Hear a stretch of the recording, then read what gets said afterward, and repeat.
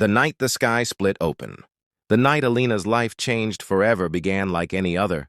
Quiet, lonely, and cold. She lived on the edge of a dying town, where streetlights flickered like tired stars and hope felt just as distant. Her small house stood alone near the desert, surrounded by silence and dust. Since her parents' death, Alina had learned to survive on her own. She trusted no one. Fear had become her closest companion. That night, as she locked her door and pulled the thin blanket around her shoulders, the sky screamed. A deafening roar tore through the air. The ground trembled. Alina rushed outside just in time to see a ball of fire rip through the clouds, crashing into the desert less than a mile away. The impact lit the night like a second sun. Her heart pounded. An explosion? She whispered. Sirens didn't come. No helicopters, no people, only silence. Against every instinct screaming inside her, Alina grabbed a flashlight and a knife. She told herself she was foolish, but curiosity is stronger than fear. As she approached the crash site, the air grew heavy. The sand around the crater glowed faint blue, humming like it was alive. Then she saw it. A ship, smooth, dark, and unlike anything built on Earth. And standing beside it, him. Tall, broad-shouldered, not human. His eyes glowed silver in the darkness. Strange symbols shimmered across his armor. When he turned toward her, Alina froze. This was it. She thought the alien had come to kill her. Her hands shook as she raised the knife. "Stay back!" she screamed. The alien didn't attack. Instead, he slowly knelt and placed his hand over his chest. His voice was deep, broken, but gentle. "Alina, I finally found you." Fear in his eyes. Alina ran. She didn't stop until her lungs burned and her legs gave out. She locked herself inside her house, pushed furniture against the door, and collapsed onto the floor. Aliens aren't real, she told herself, but deep down she knew the truth. Hours passed. Then came a soft knock. Not violent, not threatening. Just careful. Her heart slammed against her ribs. Through the window she saw him standing there, unarmed. His glowing eyes dimmer now, filled with something that terrified her even more than anger, pain. "I will not harm you," he said slowly. "I swear it on my life." She didn't answer.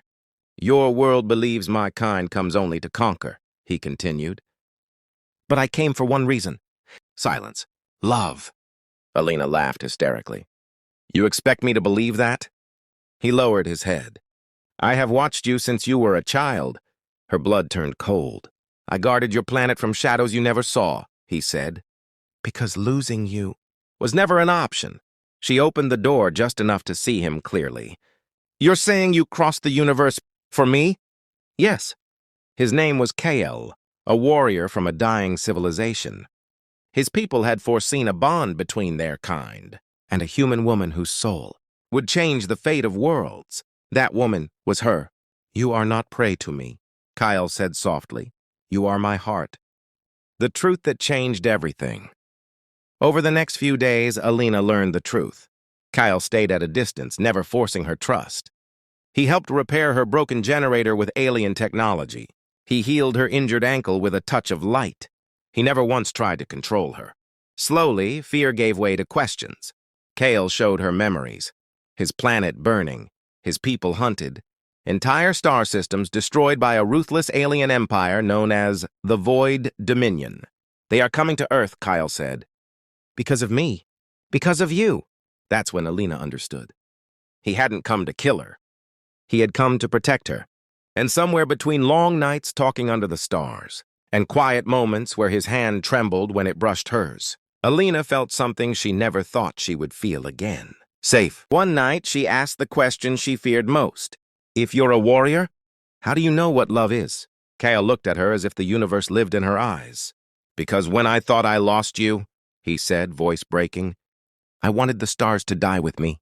Her heart shattered and healed at the same time. The invasion.